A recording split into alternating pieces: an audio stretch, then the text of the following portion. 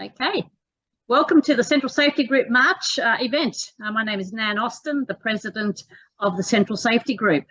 Apologies for my background, I'm at a temporary venue at a seminar, so I'm actually standing in a corridor, so I apologise for any background noise that mightn't be appropriate. It's with huge pleasure that I welcome Kevin Jones to present to us today. He is a member, a long-term member, life member, and a great contributor to the Central Safety Group. And it's just great to see people sitting around a table. So welcome to those who actually are at the venue, and welcome to all those who actually are online also. So I don't know if any of you saw the LinkedIn post from Kevin. He had a very impressive array of books, which actually are currently in front of him. And I think this is going to be our fast track speed reading session that Kevin will present to us on some new publications, which we should be aware of and maybe raise some awareness. You're often very controversial, Kevin, so we look forward to that. Around modern approaches to OHS in the workplace. So I'll hand over to Kevin as the expert, and I'll look forward to a wonderful conversation. If you can just stay on mute while Kevin's speaking, but there will be an opportunity for questions or pop up a chat, and we'll certainly try and get some interactivity happening after Kevin's presentation. So thank you and enjoy. Brilliant. Thanks to the safety group to invite me along today. I've recently started a new job just a couple of blocks away, so it was nice to walk to the meeting rather than scoot in or public transport. They've asked me to basically give an idea of what I think are the hottest topics on OHS at the moment. And what I've tried to do is bring along some recent books that explain some of the hot topics. So I'll get off on them straight off. I think there are 5 probably hot topics. These are not going to be a surprise to you, but they're the ones that I think are going to keep going for quite some time. And I would include silicosis, the psychosocial hazards, working from home. I've put in systems thinking. And also I've added, just quickly, WorkSafe and its relationship with the human resources and the OHS disciplines. Silicosis I'm not going to talk about because, to be honest, there's so much that's publicly out there already.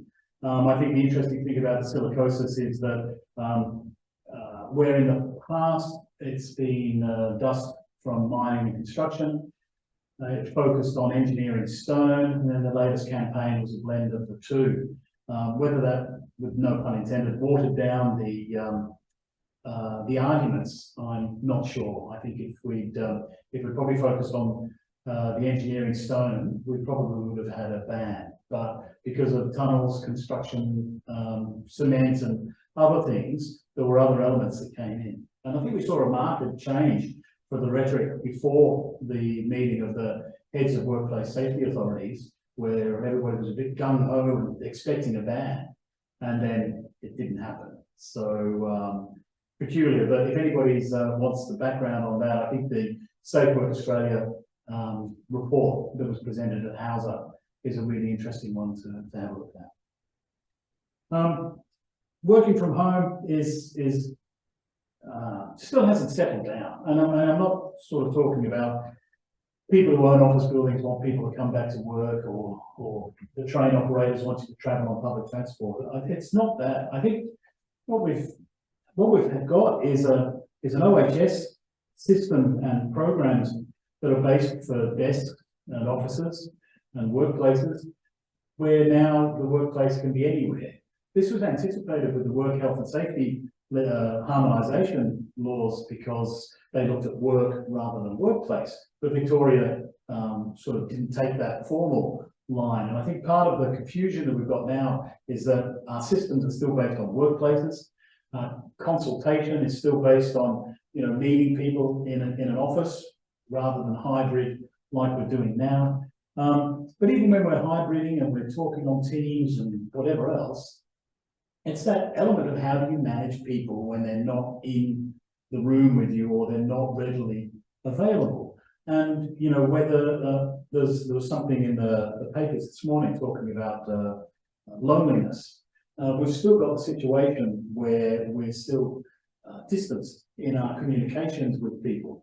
where I know in terms of promoting safety and managing safety, it's much easier to go and talk to somebody face to face in their workplace, get to understand the context of what they're on about. So working from home is sort of the generic name for the issue, but what we've got is our systems of work are largely still pre-COVID and pre-working from home. Some of them are pre-internet. I think we need to have a good look at how we do that, and that leads on to systems thinking. Quite often our investigations and our assessments would stop at a workplace or stop at a certain point in our investigations. Systems thinking encourages us to look much more broadly to all of those contributing factors, and also what the contributing factors have been identified in ICANN, training and others in the past is still limited. So quite often we get to the point where our investigation goes to a limit and then somebody says, oh no, we can't change that. Systems thinking means, well, we've got to ask, oh, why can't we change that?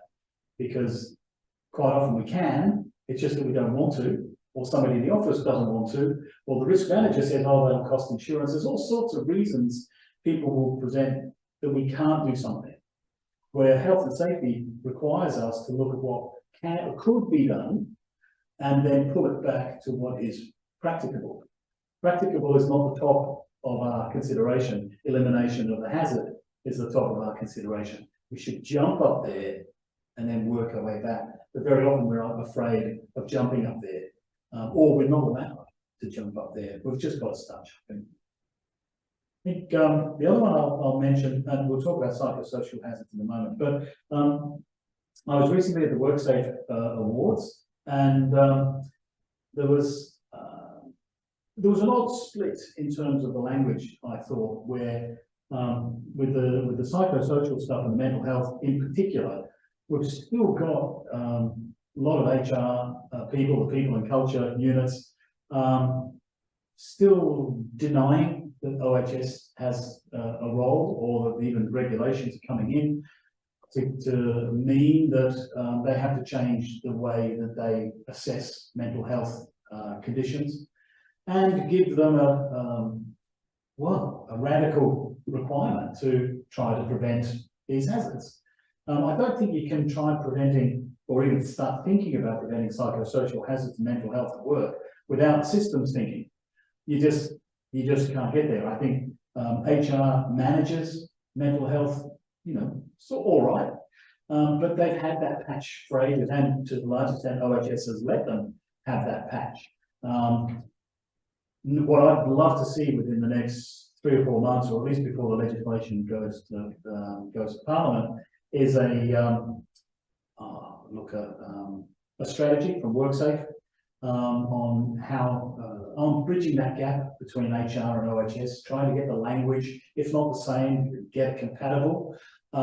Because I'd love to see the Minister for WorkSafe in a few months' time doing his press conference with the Institute of Health and Safety on one side and the HR Institute on another. They're nodding and they're agreeing and smiling, while the WorkSafe Minister says, this is what the legislation means, this is what we expect you to do, and the legislation is there to help you. These organisations are here to help you. Let's hear from them. And so if we could get a united front on this, and I'm not talking, you probably have Luke Hilakari from DTHC, sort of over there as well, but that, they're there. What I think we need is the OHS and the HR behind the Minister and presenting at the conference, because we've got to get a compatible language. Because at the moment, if HR does know about the psychosocial regulations and the other guidances on, it's not compatible with how they think about workplace mental health. Because largely they have to manage, and their main prevention and control measure has been somebody leaves the organisation. And OHS is not about sacking people, OHS is about preventing the hazard. So I'll rattle on about that. They're the 5 ones that I think are hot this year. Silicosis is not going to go away, but any decision that they do is going to acknowledge that there are still legacy products out there for the next 10, 15 years, people will still be getting new cases of silicosis. So, as I've done when I come to safety group meetings in the past, I was trying to bring in the new books that I'm reading, and I've tried to get them to tie in with the topics other than silicosis. On psychosocial hazards, the best information is still the guidances that are out there in the published by the regulators, and there's more going to be coming out. I'm not a great fan of the Safe Work Australia one, but I think the Queensland one, the New South Wales, even the WA one is good. I think Tasmania's had the regulations for a while now, so all of the guidance is pretty, well, I was going to say bog standard. That's not an insult. It's uniform and it's consistent, which is really, really good. But what do we do about books about this sort of stuff? Now, I'll go through. I'll just mention a couple of real shockers that are out at the moment. And why I think they're shockers is because it's part of this HR OHS split. We've got well-being, we've got OHS. Well-being is pretty much self-help books. OHS is organisational systems stuff. The shockers, and I'm biased probably here, things like, you know, the book of burnout and have a big pink cover, and it's all self-help. It all says basically you have to cope with what you're facing. So there's no motivation in a lot of these books to push or to consult or to make a complaint. It's just not there. It's all your fault, fix it. And you know, it's just fault. I think there's also it's a really funny book in a way, The Dummy's Guide to Burnout. It's you know, the Dummy's Guide. I've got the Dummy's Guide to Health and Safety, and I quite like dipping into that every so often to remind me how to write simply about burnout. But the Dummy's Guide to Burnout has nothing about organisational pressures or the obligations of the employers. It's all burnout. Now, I'd focus on burnout because in the Northern Hemisphere, that seems to be the default word for what we call as workplace mental health. I know burnout is a bit different from workplace mental health. It's usually an outcome rather than a process. But by looking in the books of burnout, we are getting information on the process. So I'll get on to good books and what I think are good books. Oh, I should also add, there's a list of all of these books and the links to where the books are, or some other information about the authors that will go out to members after the presentation. So yes, you can take notes, but you'll get links afterwards. One of the best books, and I know you won't be able to see it because I'm so far away, is The Burnout Epidemic. The great thing about, although this is written by, I think she's an American, the great thing about this is it's almost all organisational safety. But she also acknowledges the role of the self-help books that are out there. So the last chapter in her book is, you know, all of this organisational stuff. It's talked about change, structural change, and then she says, well, there is individual change as well. So that was really interesting. You don't usually get that. So certainly Burnout Epidemic. And I was going to give you a taste of something. One of the I'd recommend that if you get a chance, do a Google on the name Lorna Breen. She was a doctor in America who committed suicide after terrible working conditions and stress and all sorts of things through COVID. But it was in the New York Times, so there's going to be heaps of stuff in Google about it. But Lorna is in Lorna and Breen, Breen. So I won't read it because we've got limited time, but it's just one of the case studies that's in the book, and it is medical and it is during COVID. But if you're looking at the issues of how our system should deal with extreme working conditions, which is what we're meant to be able to do, it's a really sad case, but it's a fantastic case for us to use and for us to refer to. The only thing I'd say is that it's not, although it's in medicine, it's not, I'll share that one. Although it's in medicine, the issues and the structures and the pressures are not strictly medical, because the law firms have had the same issue. The emergency services have had the same issues. And depending on what industry you're in, you may have the same as well. So it's, you know, why were those pressures there? Was there enough resources? Was there enough job sharing? All sorts of stuff. And to be honest, personally, the big one comes down to resourcing, because if you had enough people employed to do the work, the stress would be spread. If you had businesses that managed the projects and anticipated the fluctuation of workload, we'd have enough people to do it, because there's only two options you can do to reduce workload, and one is either you get more people or you de-scope the workload. They're the only two you've got. So what you've got is that if the company chooses not to de-scope, that means they're willing to exploit the labour and the mental health of the workers to deal with to achieve the outcomes. So that's a particularly good one, the burnout epidemic. Can you show that to the camera, James? There's others that are called burnout while working, lessons from the pandemic and beyond. I just give a word of warning, although the burnout epidemic does deal with COVID, these good books are saying that all of this hadn't existed before COVID, but COVID exacerbated the problem and made the problems that much more public.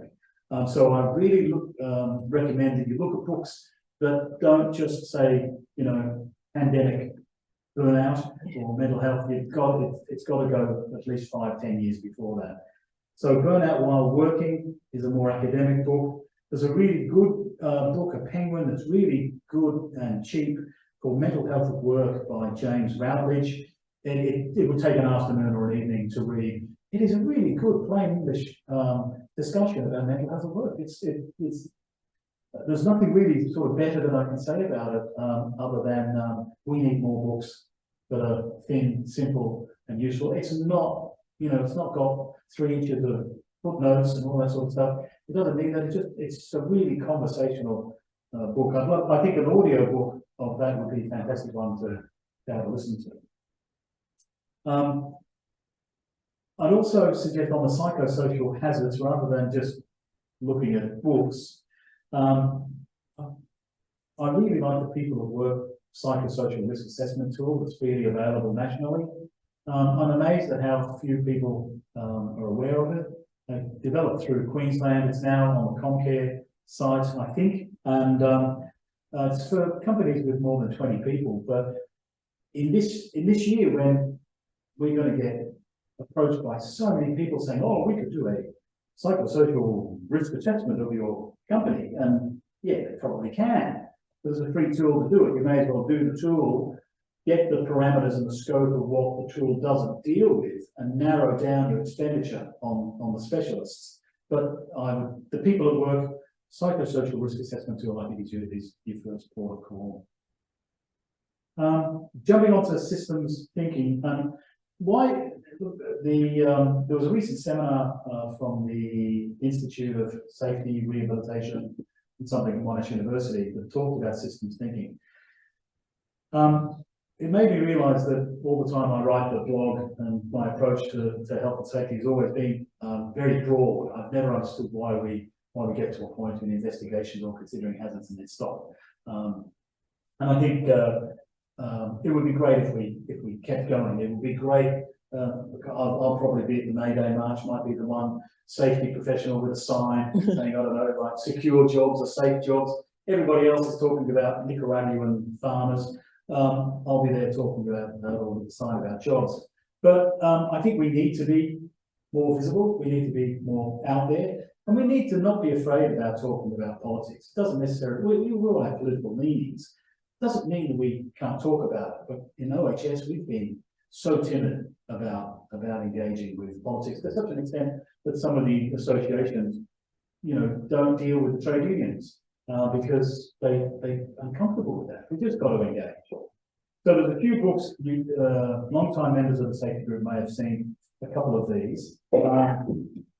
One is, and this one's still got some legs from a couple of years ago, called Dying for a Paycheck by an American called Jeffrey Pepper. It's such a great American name. They all sort of Jeffrey Pepper.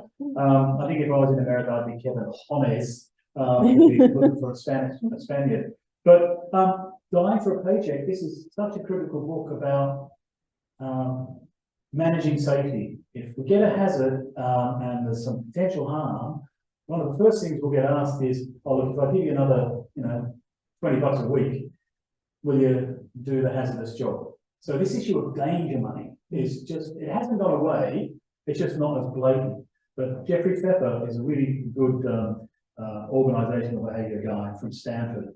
And he's looked at the morality of all of that, where, and we'll see it with the psychosocial, working on the weekend. Or how about if we just, you give you an allowance? I think the case that we're seeing at the moment with Sally Rugg and Monique Ryan, part of Sally Rugg's salary package was an allowance for extra hours. So that's okay to get an allowance for that, but then the number of extra hours wasn't capped. So that's the argument that they're having at the moment. Another book that I really like, and this one's also in paperback now, which is Work Won't Love You Back. So this is pretty much, well, that's the title says it, is that having to think about why you're working and what your expectations of work are, is that you should love what you do. That's terrific if that can happen. But it's rare to do that. I mean, some of us describe ourselves as wage slaves, which sort of hints at your attitude to the job. You're here for the money, you're here for the job. We do want to do things that we love. But this is another American book, but it translates really, really well. So many American books sort of are irrelevant past Hawaii. But this one is particularly good. I strongly recommend that one. And as I said, it's coming to paperback recently. There's another book called There Are No Accidents: The Deadly Rise of Injury and Disaster, Who Profits and Who Pays the Price. This is done by a New York journalist called Jessie Singer. She's online, heaps of stuff, YouTube videos, there might be TED Talks or whatever else. But so if you can't afford the book, do look at Jessie Singer. It's Jessie with an I-E.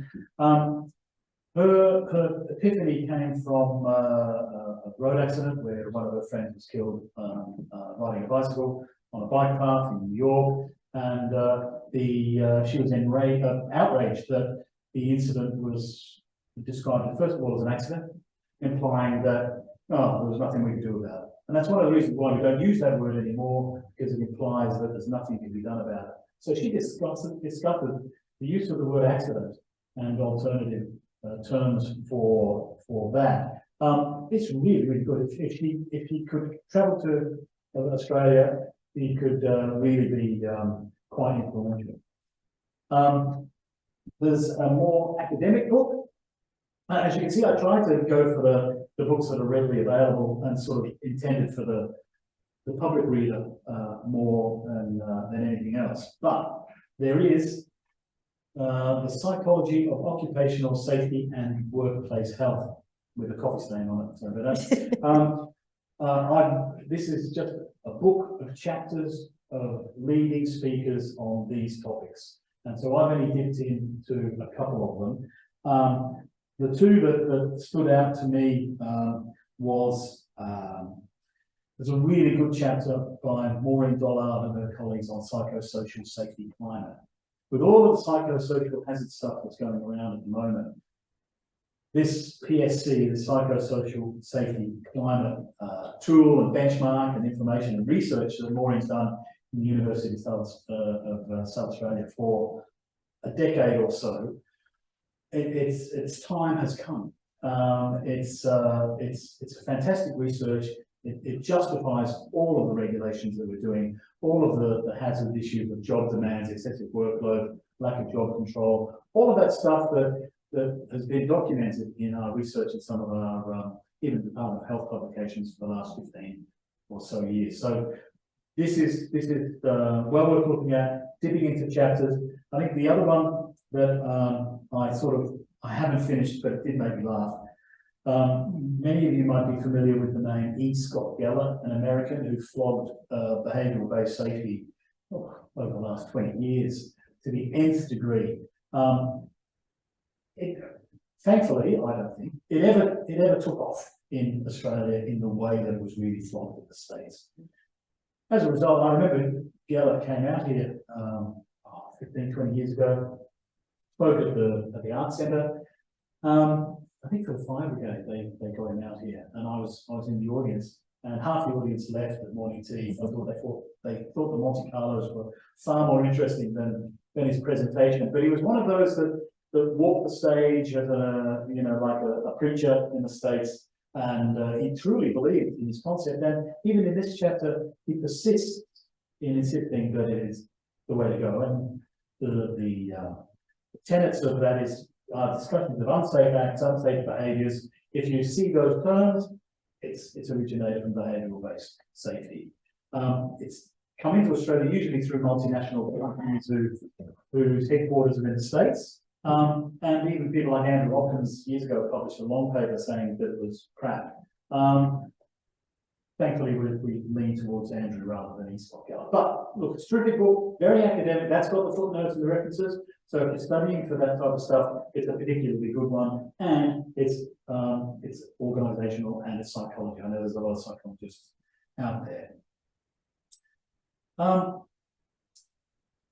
Looking at, again, the big thinking, the politics, and those sorts of things.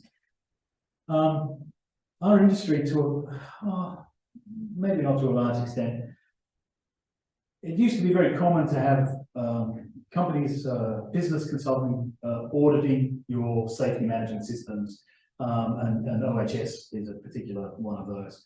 And so you had the EYs, the Pricewaterhouses, all of those. They came from auditing, and they audit, they audit fairly well, but they branched into consulting services. This has caused enormous problems for them because many of them have a strategy of, well, let's audit a company, then we get to see all of their systems, and then we know the company, let's make a pitch to consult. So they did purposely, consciously use audits as a foot in the door, but then it gets so to a lot of OHS consultants too. So it's not unique. But the consulting firms have had a good run for the last 20 or 30 years, if not longer. Partly because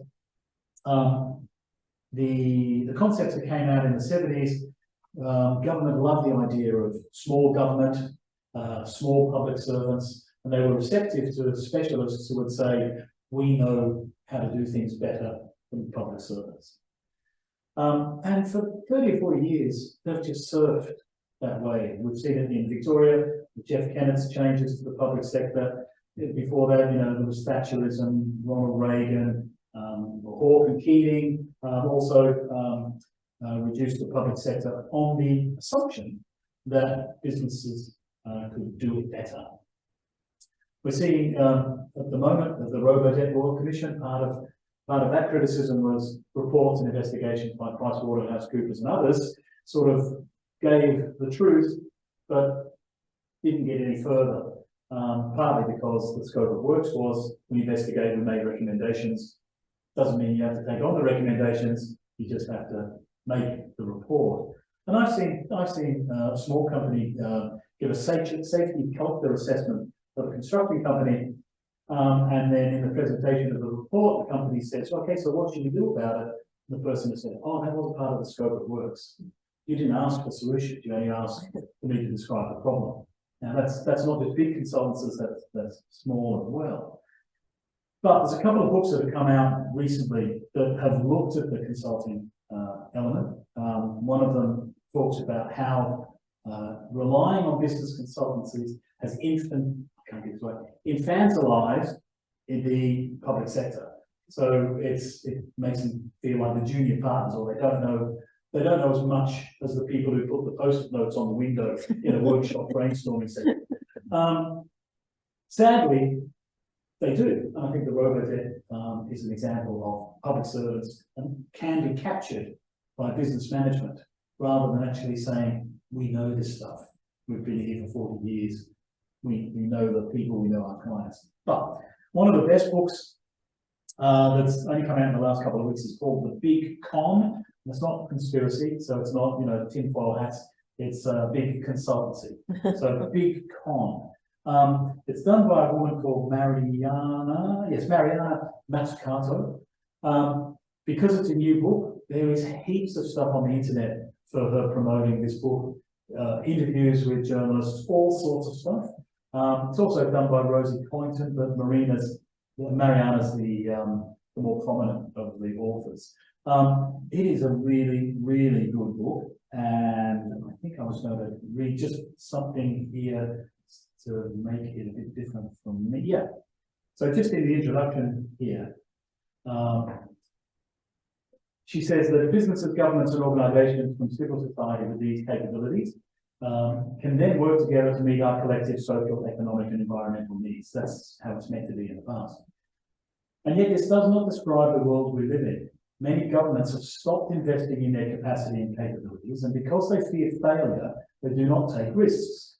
Many businesses have shirked responsibility for change and are focused on earning short-term profits through easy, unproductive strategies, such as buying back their own shares to boost stock prices, or not paying workers their fair share of that, or not giving enough attention to the safety of their workers.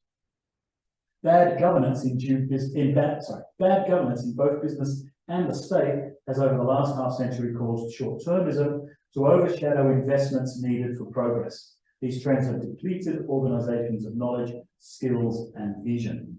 And I thought that reflects my experience with OHS quite a lot, where OHS is always outsourced rather than sort of in, and if it is brought in, it's under people and culture, so it has a particular context that it has to speak about safety.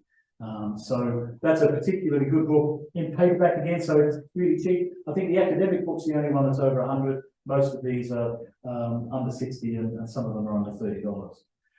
There's also a book that I haven't read yet. I prefer the big con, called When McKinsey Comes to Town. This focused on one particular consultancy, and it's a scathing indictment of how McKinsey infiltrated government and all sorts of management systems and service industries, and it was all for profit. They had very little sense of community service or obligation, or their social license to operate. And this book goes through this enormously.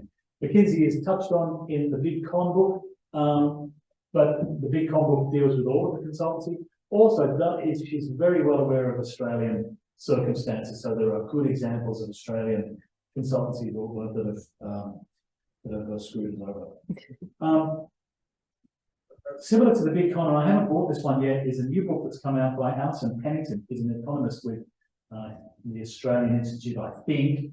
Her book is Gen F, How Young Australians Can Reclaim Their Uncertain Futures. She covers a lot of the similar stuff to what Matsukato does, but it's Australian specific, and it's for young workers. And, it's all of the things about, we can't afford a home deposit. How do we, get a job that's longer than 3 years? And she looks at the circumstances behind that. There's a really good interview with her on Radio National. The link will be in the thing later on. I've talked a little bit about the politics and the neoliberalism. One thing I wanted, I don't know if I brought the book with me. One thing I wanted to just focus on and to make a point is that sadly I read the Financial Review because I need to know what businesses think, because I'm talking to them, I want to understand their concept. Hardly ever does it talk about profit in the management articles. They talk about productivity. I don't think it's unfair to every time they say productivity to replace it with profit. What we have is even in the financial papers there's a shame about talking about profit. And excessive profits and profits from exploited workers and all that sort of stuff is shocking. It should be shameful. But profit is the main motivator for action that we have, even with health and safety. Profit is there when every time your employer or your client says, well, how much is it going to cost? They're thinking about how much profit am I going to lose to invest in this. So that's their response. So I just wanted to read something from a book called Life After Capitalism, and don't go down the rabbit hole of looking at new capitalism and the resurgent socialism and all that sort of stuff, because I have, and it's not pleasant. But the profit is really important because it talks about the financial centerpiece of money as a solution. So we use money, danger money, we use money for compensation, we use money as rewards. If you operate safely and you do something that people think is special, you'll get a Bunnings voucher. You know, there's got to be something other than finance for this. Anyway, a quick quote from Life After Capitalism by Tim Jackson. He says, in the hands of capitalism, profit takes on an absolutely vital role as the primary motivation for people to invest. This is an explicit behavioural assumption in capitalism. People are only motivated to engage in production at all, in this view, by the expectation of financial reward. Capitalists expect profits. In turning over the provision of goods and services mostly to private interests, capitalism simultaneously defines profit as the primary motivation for production. The pursuit of profit becomes a powerful driving force, not just for individuals, but for society as a whole. By the same token, it introduces a sharp division into society between those who earn their living from wages and those who earn income from profits. So he's saying that there's a split between the inequality comes from the wealthy to the workers, but also from the workers to the people who aren't employed.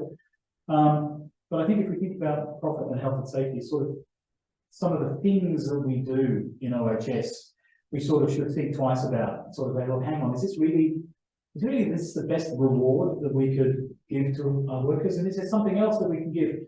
Maybe instead of chucking an allowance at somebody for doing a potentially harmful job, we might want to eliminate the harmful job, which is what we're supposed to be doing. So I think in health and safety, we can trip ourselves up by thinking, oh, well, we'll get somebody in administrative control, we'll pay somebody to do a harmful job. So just think about that productivity and profit thing for a moment. There's a couple of other things more generally. We already have the systems in place to make significant changes in organisations and the way we work. There's three global elements that I think we've had speakers at the safety group about these before. One is the environmental, social and corporate governance, ESG. Some of that's being whitewashed at the moment, so be careful with it. But as part of that social element, social obligation, work is part of that. So there is some advantage to look in terms of how you can promote and talk about your OHS strategies in terms of that concept. Also, if you haven't heard of them before, there is Sustainable Development Goals that are set by the United Nations. There's about 15 or 16 of them. One of them is decent work and money, but the OHS is there in the decent work. If you provide decent work, decent means respect, remuneration, that we're not exploiting people by having them working on weekends and all that sort of stuff. So it's there, but we don't use it enough. There's also something called the Global Reporting Initiative, which has elements and pillars of how businesses should report on their progress, and health and safety is one of those report pillars. So when you're doing your annual report or when you're making your presentations, think about it in that. The one thing I wanted to mention globally is mid last year, occupational health and safety was formally brought in as a fundamental human right. It had been hanging around for quite a while. And people do have a right to a safe and healthy work environment, but that was really a right that was there under the health and safety legislation, and the employers were the ones that had to provide that. They still do, that all stuff still exists. But internationally now, the fundamental human right is occupational health and safety. That should change the way governments talk about health and safety.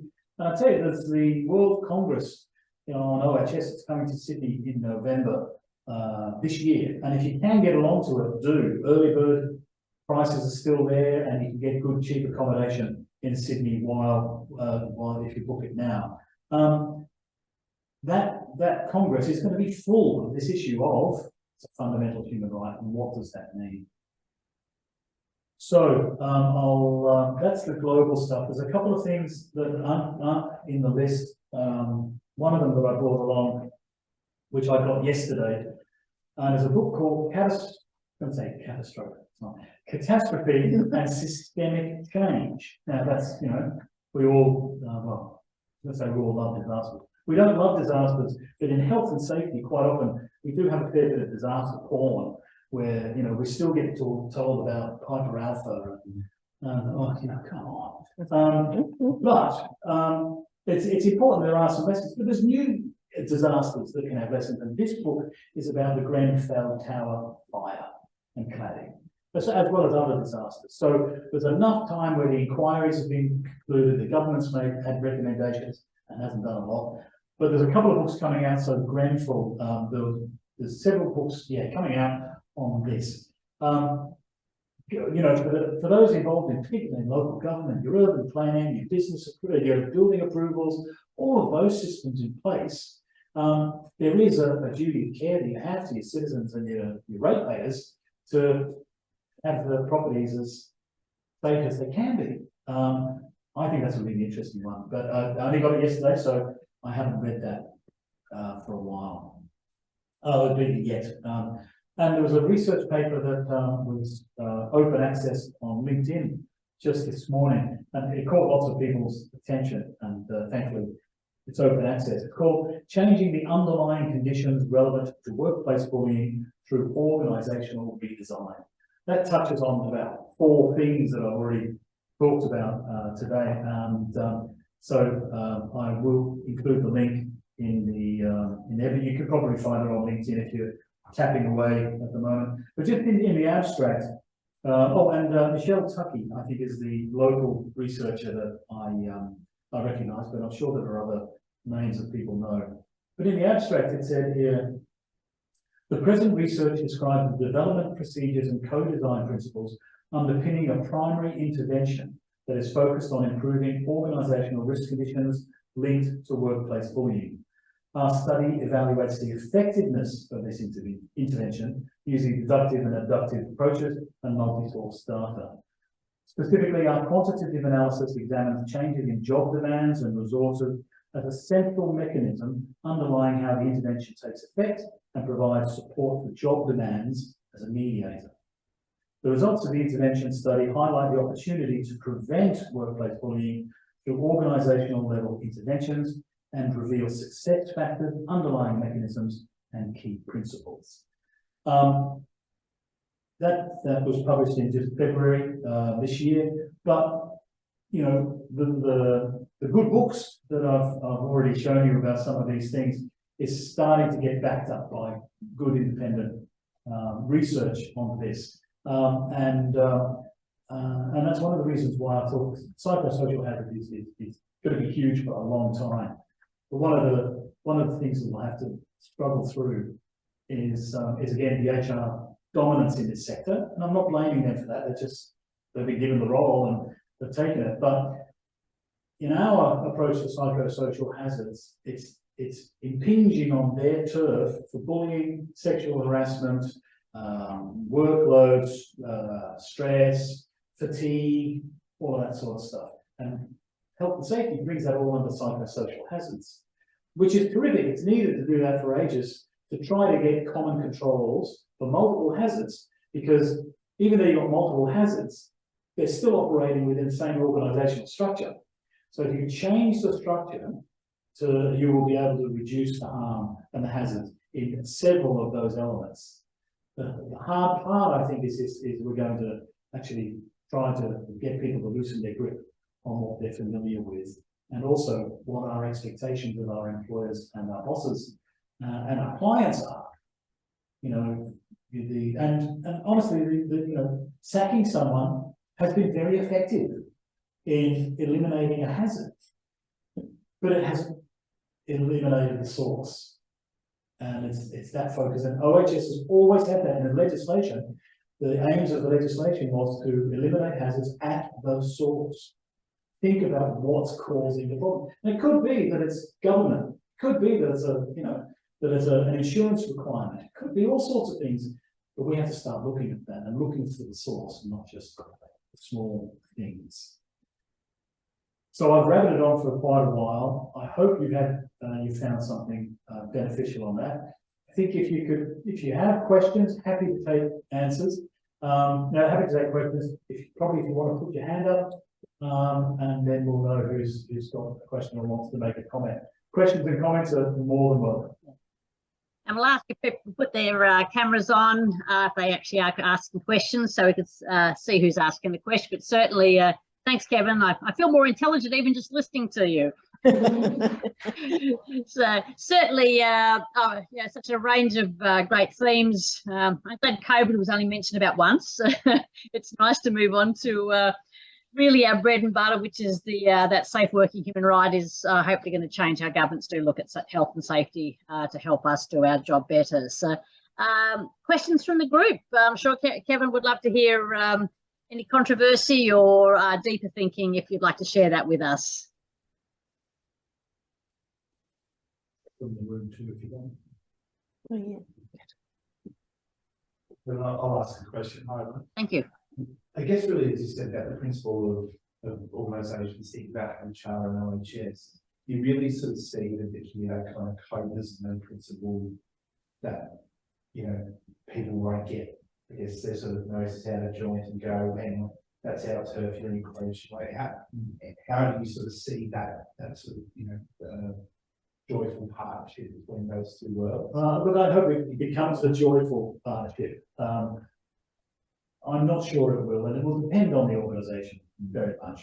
When I was at the WorkSafe Awards, I spoke to one of the winners of a mental health initiative, and I said, "Oh, so how's the OHS psychosocial regulations? What are you going to do this year to address that?" They didn't know about it, and I said, "Well, so does the OHS get talked about?" "Oh, yeah, we do in the people and culture meeting."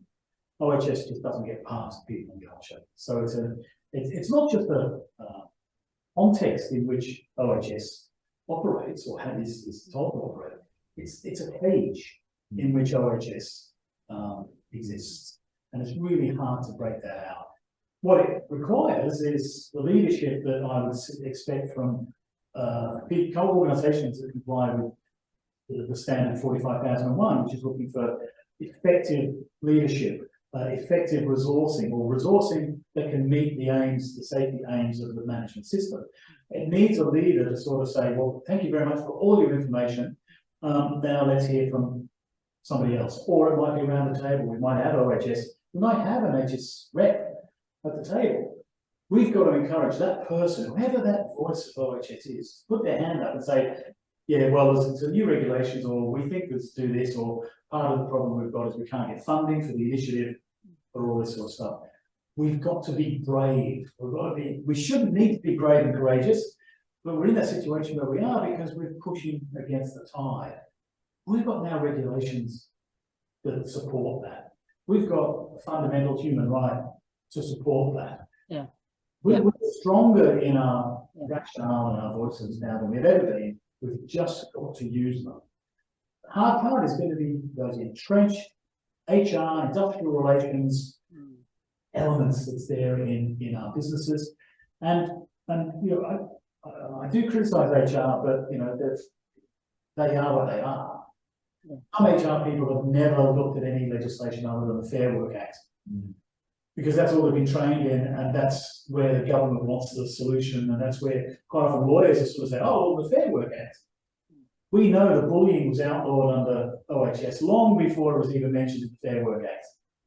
But we still have lots of businesses that don't accept that. They'll still go and say, "Oh, well, what do we do with the Fair Work Act?" We've got to be strong. We've got to be promoting our OHS legislation. We've got to say, "Oh, yeah, here's the guy on stress. Here's Office-Wise. It's been on its third edition for like 10 years or so, and a new edition coming out this year." So we'll see what that says about stress and mental health. That really was our Bible for white collar work, and we've stopped using it. It's still very, very valid, and we should be using it. Peter's got his hand up, so I'll hand over to you, Peter, for a question to Kevin. Thank you, and thank you, Kevin. What a fantastic, refreshing perspective you always bring. I'm glad I attended today. I can't contribute any deeper thinking clearly than yourself, but just some pickups, some observations from my perspective. You know, the old chestnut about capitalism. The way I deal with that, and for those that don't know, I'm a regulator in the ergonomics area, mainly about musculoskeletal injury prevention. We quite often encounter the cost factor. It's going to send us broke. The way we try to address that is you'll actually make more money. You know, that's putting it crudely. Sometimes I've actually said that, but the return on investment, the productivity improvements, you're not only making it safer for this one person who may be a problem child and you want to eject because, you know, it's a problem claimant, and we still get that. But what about the next person that comes along? If you design this better, you'll improve productivity, you know, a whole lot of stuff. The other point I wanted to talk about, the psychosocial factors, particularly in the ergonomics sphere, these are always referred to as organizational factors. And for those of us who've been around for long enough, it's sort of nothing new. It's got a new term, but it's probably introduced a lot of confusion in terms of, oh, now we've got this mental health thing, and it's gone off in that trajectory too. And I don't mean to belittle or ridicule that, because that's very real. But the organizational factors, the pace of work, the lack of control people have over it, no rest areas on a busy conveyor line.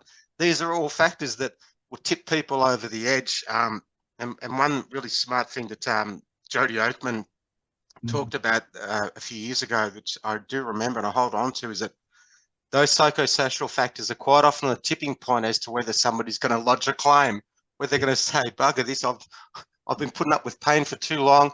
It's either going to be a musculoskeletal claim or a mental health claim. And I thought that made a lot of sense. But yeah, look, I just wanted to say thank you. What a great presentation. And I won't promise to read all those articles, but some of them. I'm really glad somebody's spoken from human factors, because the ergonomists have been way ahead of OHS on this stuff for a long, long time. But a lot of us don't listen to you, and we should have listened to you a lot more. I think there is some really good stuff on return on investment at the moment about mental health interventions. So do Google that sort of stuff. That's really good. You mentioned about organizational factors is an indication of the language that we need to develop to develop our strategy about what we're going to do, because production is an organizational factor. You know, so I take your point on that as well. I've also used the issue of cost and profitability for OHS changes. What I find is that most businesses who have real concerns about how much it's going to cost are those who ignored, and not through their own fault, through their own purpose in a way, but ignored OHS in the design of their business and the design of their operations. And so what they've got, the cost is so much more because they're being asked to retrofit onto an existing system, and not just a production system, but also a management system. So they think, oh, that's, we've got to change that. That's going to cost us even more. And they're right.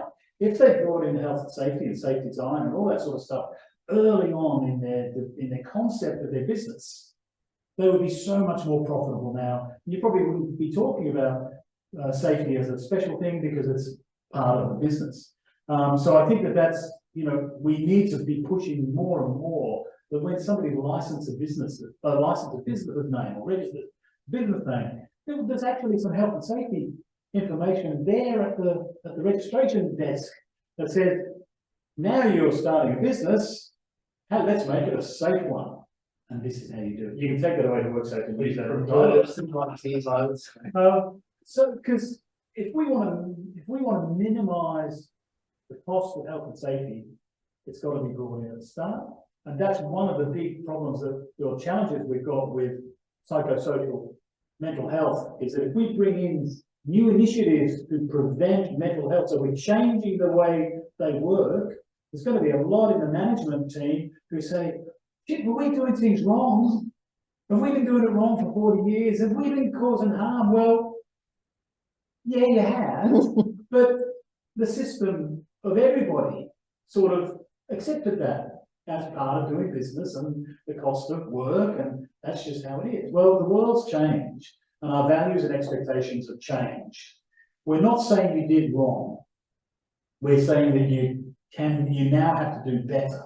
So we have to use our words really carefully so we don't insult those people who, through the best intentions, thought they were doing the right thing, and they were doing the right thing at the time, but what's now considered the right thing is not the same. And so it's that management of change and the management of, we have to be so gentle with people in explaining that, you know, and, without being patronizing, that, you know, what you were doing was okay at the time, now it's not. Let's see what we can do. Fabulous, Kevin. I'm conscious of the time. I might just do the final wrap up of the presentation recording, but certainly if others would like to stay online, I'm sure that Kevin would be willing to answer some more questions offline once we close the presentation. But yeah, thank you everybody for attending, and thank you for the interaction. And we certainly look forward to following up on some of those authors at a later date. I think there's some really good meat there that we can actually look at in more detail. So I appreciate that, Kevin. The other big thank you for Kevin is the promoting the Safety at Work blog. Kevin kindly provided that as part of our membership over our special 60th birthday year. I do hope that many of you will maintain that membership to that blog, because as you can see, Kevin always has something to say, so, and certainly sometimes challenging. So I think we can all learn from that. Next month, we actually have an earlier presentation because of the Easter holiday. So on the 4th of April, we're going to have award-winning Rosie O'Halloran to come and talk about designing a suitable, sustainable workplace. So again, some of those themes that Kevin's been talking about around you know, OHS organisational systems, work from anywhere these days. There's certainly a lot that we have to discuss around the workplace and what that actually means under the current ways of work. So yes, so welcome everybody. I'll turn off the recording and do keep with the questions to Kevin. So thank you very, very much for attending. Bye-bye.